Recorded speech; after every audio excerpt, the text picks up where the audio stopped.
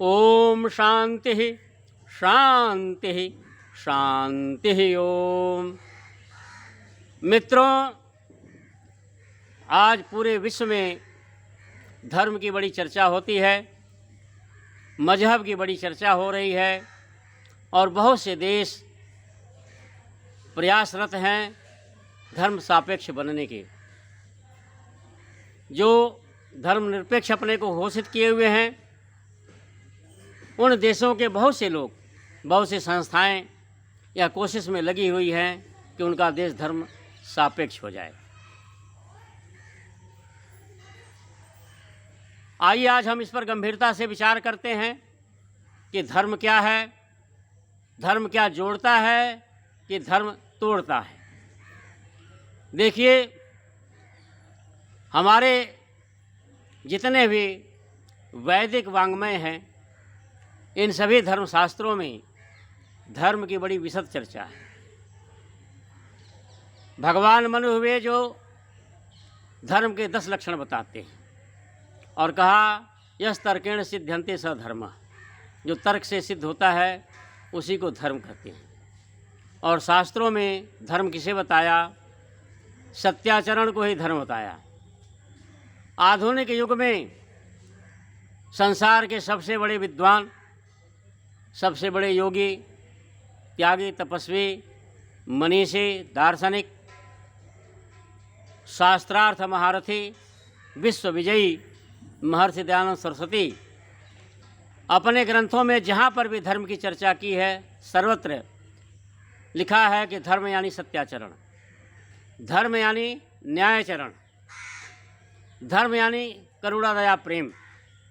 हर जगह, क्योंकि वे जानते थे धर्म को संकुचित अर्थों में व्याख्यायित किया गया है। धर्म जो है संकुचित हो गया है, इसीलिए कहीं धर्म का अर्थ है मजहब न लगा लिया जाए। इसलिए जब भी वे धर्म शब्द का प्रयोग करते थे तो धर्म का पर्यायवाची शब्द सत्याचरण, न्यायचरण, अहिंसा, करुणा दया प्रेम लिखते थे। और भी हमारे जितने भी शास्त्र हैं आप देख लो, सब यही कहते हैं नहीं सत्यात् परो धर्मः, अहिंसा परमो धर्मः, आचारो परमो धर्मः, ये कहा गया है। भगवान मनु ने धर्म के 10 लक्षण बताए। धृति, क्षमा, तमोस्ते, शौचम, इंद्रिय निग्रह, धैर्य, विद्या, सत्यम, अक्रोधो, 10कम धर्म लक्षणम।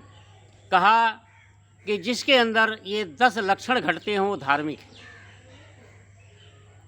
लेकिन कहीं पर भी ये नहीं कहा। इनसे यह सिद्ध होता है कि मतवादी भी धार्मिक कहलाते हैं। मतवादी जो होते हैं, मजहबी जो होते हैं, मजहबी किसे कहते हैं, मजहब किसे कहते हैं? हर विषय पर सबके अलग अलग विचार होते हैं। कोई कहता ईश्वर साकार है, कोई कहता निराकार है। तो ईश्वर के ऊपर जो है सबके अलग अलग मत हैं, ये मजहब है। लेकिन 2 दूना 4 होता है, यह सत्य है। इसके ऊपर सब लोग एक मत हैं। तो जिस पर सब लोग एक मत हों, जो सत्य हो, वही धर्म है। किसी से आप पूछिए, सब कहेंगे ये इस्लाम मत है, यहूदी मत है, हिंदू मत है, यहूदी पारसी मत है, जैन बौद्ध मत है, मजहब है, धर्म है। लेकिन किसी से कहो सत्य क्या है? देखिए, शास्त्र कहते हैं कि नहीं सत्यात् परो धर्म, सत्य ही धर्म है। तो क्या सत्य हिंदू, मुस्लिम, सिख, ईसाई होता है? नहीं होता है। उसी प्रकार से धर्म जो है न तो हिंदू होता है, न मुस्लिम होता है, न सिख होता है, न ईसाई होता है। मत होता है हिंदू, मुस्लिम, सिख, ईसाई, लेकिन धर्म नहीं होता है।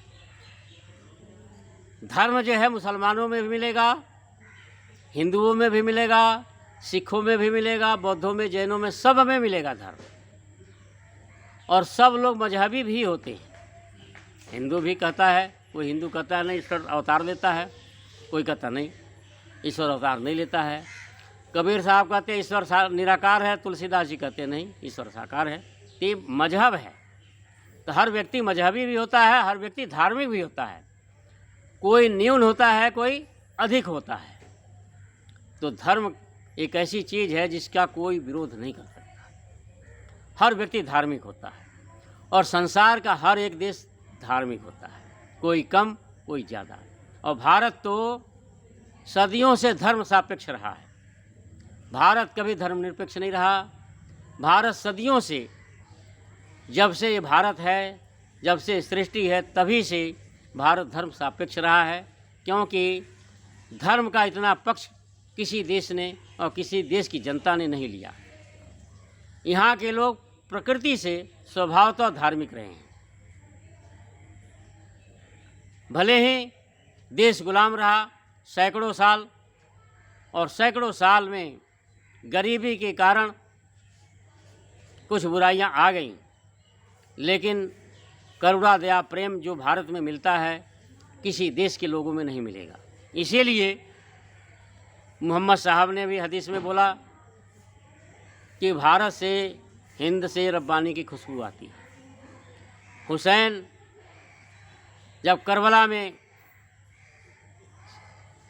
पता था कि हम शहीद हो जाएंगे, मारे जाएंगे, वो भारत आना चाहते थे।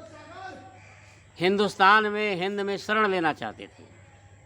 पारसी अपने देश से सताए गए, मारे गए, जान बचाकर भागे तो भारत में ही शरण मिली, क्योंकि भारत धार्मिक देश था।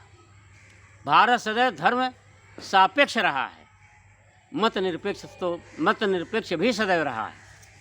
यहाँ कभी दूसरे मत के लोगों को सताया नहीं गया। देखिए, मध्यकाल में भी, बौद्ध काल में भी गौतम बुद्ध ईश्वर को नहीं मानते थे, पुनर्जन्म नहीं मानते थे, वेदों को नहीं मानते थे, लेकिन फिर भी सभी हिंदू राजा, हिंदू जनता उनका पूरा सम्मान करते थे, कहीं पर विरोध नहीं करती थी, क्योंकि लोग धार्मिक थे। तो हर मत का भारत में सदैव सम्मान रहा। तो धर्म क्योंकि धार्मिक थी, और जो धार्मिक होता है वह जोड़ता है, और जो मजहबी होता है वो तोड़ता है।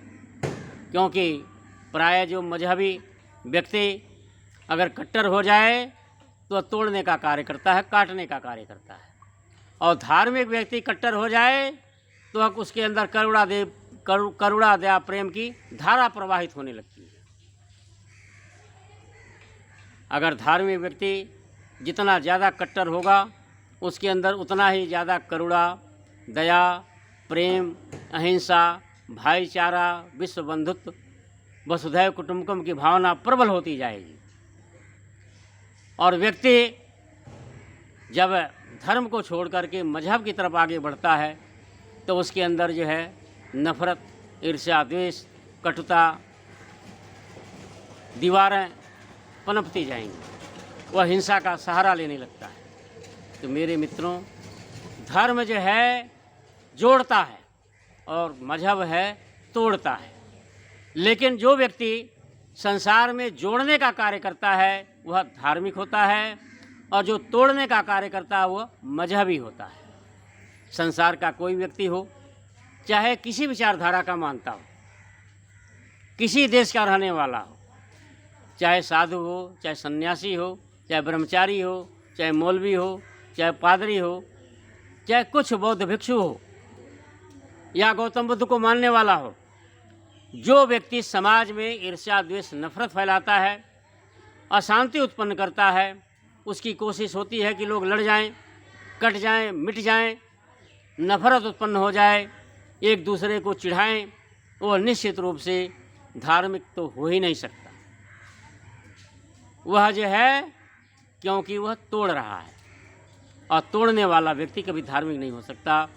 जो जोड़ने वाला व्यक्ति होता है, चाहे नास्तिक हो, ईश्वर को ना मानता हो, किसी धर्म ग्रंथ मजहब के ग्रंथ को ना मानता हो, कभी मंदिर मस्जिद चर्च गुरुद्वारा में न जाता हो, यदि वह लोगों को जोड़ने का कार्य करता है, लोगों के वैमनस्य को दूर करता है, करुणा दया प्रेम उसके अंदर है,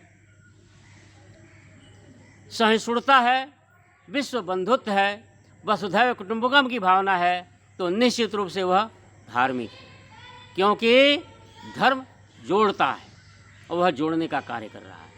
तो जो जोड़ता है वह धार्मिक होता है और जो तोड़ता है वह अधार्मिक होता है, मजहबी होता है। तो मेरे मित्रों, हमें भी इससे प्रेरणा लेनी चाहिए कि सदैव जो है समाज में कटुता, नफरत, ईर्ष्या, द्वेष, वैमनस्य की भावना उत्पन्न न करें। हम जो है सदैव सभी प्राणियों में, ऐसा नहीं कि हम गाय की तो सेवा करें, गाय की पूजा करें और बाकी प्राणियों से नफरत करें। मैं YouTube पर देख रहा था, एक व्यक्ति गाय के तो गुणगान कर दिए, फिर उसके बाद भैंस की बुराई करने लगा। मैं कहा ये कितना नासमझ। परमात्मा ने जितने भी प्राणी बनाए हैं सब उपयोगी बनाए हैं। कोई भी प्राणी ऐसा नहीं है जिसका उपयोग न हो प्रकृति में। परमात्मा का हर एक कार्य बेमतलब नहीं है, व्यर्थ नहीं है। परमात्मा ने जो भैंस भी बनाई है वह भी सार्थक है, मच्छर भी सार्थक है, कीड़े मकोड़े सब सार्थक है। परमात्मा की सृष्टि में कोई विकृति नहीं है, मनुष्यों की सृष्टि में विकृति होती है। तो मैंने देखा वो भैंस की बुराइयां करने लगा कि भैंस ऐसी होती है। देखो, भैंस का बच्चा एक ऐसा होता है कि उसको जो है पानी में डाल डूब जाएगा, गाय का बच्चा तैरने लगेगा, भैंस का बच्चा उठ नहीं सकता, भैंस का बच्चा सहारा लेता है। तो अच्छा, इंसान का बच्चा क्या करता है? इंसान का बच्चा तो जो है कई महीने तक जो है खड़ा नहीं होता, न बोल सकता, न चल सकता, न खा सकता, न दूध पी सकता, कुछ नहीं। भैंस का बच्चा तो कम से कम 2-4 घंटे में अपनी माँ का दूध पीने लायक तो हो जाता है, 1 घंटे में दूध पीने लायक हो जाता है। ऐसी बुराई। तो यह जो है ये संकीर्ण विचारधारा है। इसी तरह से जिस प्रकार से हम गाय की पूजा करते हैं, गाय से प्यार करते हैं, उसी प्रकार से देखो हमारा शास्त्र कहता है कि सभी प्राणियों से यस्तु सर्वाणि भूतानि आत्मनि एव अनुपश्यति सर्वभूतेषु च ततो आत्मानं न विचिकित्सति। देखो, वेद मंत्र परमात्मा स्वयं कहता है कि जो सभी प्राणियों को आत्मवत भाव से देखता है। कभी ये नहीं कहा कि जो गाय को ही, ये नहीं कहा कि जो गाय को आत्मवत भाव से देखो और भैंस को और आत्मवत भाव से देखो, अनात्म भाव से देखो। कभी ऐसा तो नहीं कहा कि भैंस को जो है, भैंस के अंदर आत्मा ही नहीं है और गाय के अंदर आत्मा है। ये कितनी घटिया सोच। तो हमें सभी प्राणियों, ऐसा नहीं कि चुन चुन करके जो है गाय को तो हम जो है सेवा करें, रोटी खिलाएं और कुछ पक्षियों को खिलाएं, कबूतर को खिलाएं, बाकी जो है कौवा को जो डंडे मारें। ये घटिया विचारधारा है। यह विचारधारा घटिया है। हमें सभी प्राणियों से प्यार करना चाहिए। धर्म यही सिखाता है कि जो सभी प्राणियों से प्यार करता है, वसुधैव कुटुंबकम की भावना रखता है, निश्चित रूप से वही धार्मिक होता है, चाहे कोई भी हो। जो समाज में नफरत, ईर्ष्या, द्वेष फैलाता है, वैमनस्य फैलाता है, दीवारें उत्पन्न करता है, खाइयाँ उत्पन्न करता है, खाई खोदता है, वह अधार्मिक होता है। वह परमात्मा का भक्त हो ही नहीं सकता। मेरे मित्रों, निश्चित रूप से जानो, ईश्वर का भक्त वही हो सकता है, धार्मिक ही ईश्वर का भक्त होता है। और जो धार्मिक होता है वह जोड़ता है, न कि तोड़ता है। क्योंकि देखो, सारे शास्त्र को उठा लो, यही कहता है मित्र से चक्षुषा सर्वाणि भूतानि समीक्षन्ता, कि मित्र के भाव से देखो, वेद में परमात्मा स्वयं कहता है कि हे मनुष्यों, तुम सभी प्राणियों को मित्र के भाव से देखो। और फिर परमात्मा से ईश्वर का भक्त क्या प्रार्थना करता है? सर्वा आशा मम मित्रम भवन्तु। हे परमात्मा, सारी दिशाएं, यानी सारी दिशाओं में, पूर्व, पश्चिम, उत्तर, दक्षिण, ऊपर और नीचे। ऊपर जो है कौन है? पक्षी हैं। नीचे जो है कीड़े मकोड़े रहते हैं। चारों दिशाओं में मनुष्य रहते हैं और जानवर रहते हैं। इन सभी लोग हमारे मित्र हो जाएं। सर्वा आशा मम मित्रम भवन्तु। ये वेद का पढ़ने वाला धार्मिक व्यक्ति यह कहता है कि सर्वा आशा मम मित्रम भवन्तु, कि सभी लोग हमारे मित्र हों, ऐसी भावना रखता है। और जो अधार्मिक होता है वह जो है नफरत उत्पन्न करता है, ईर्ष्या द्वेष उत्पन्न करता है, खाइयाँ उत्पन्न करता है, दीवारें उत्पन्न करता है। और ये कहता है ये फलां है, ये ढिका है, ये ऊंच है, ये नीच है, ये फलां है। और जो है मैं तो देखता हूँ कई ऐसे बड़े घंटों घंटों जो है माला जपते हैं। कई ऐसे हैं जो 5 बार नमाज पढ़ते हैं, महीने भर रोज़ा रखते हैं, हज करते हैं, ज़कात करते हैं, लेकिन कहते हैं कि जो ये हिंदू है, ये मुस्लिम है, ये सिख है, ये ईसाई है, वो धार्मिक हो ही नहीं सकता। तुम सारा सब कुछ कर लो, तुम सब कुछ कर लो, रोज़ तुम यज्ञ करो, घंटों माला जपो, रामकृष्ण की मूर्ति के सामने मत्था टेको, चाहे गुरुद्वारा में मत्था टेको, चाहे चर्च में मत्था टेको।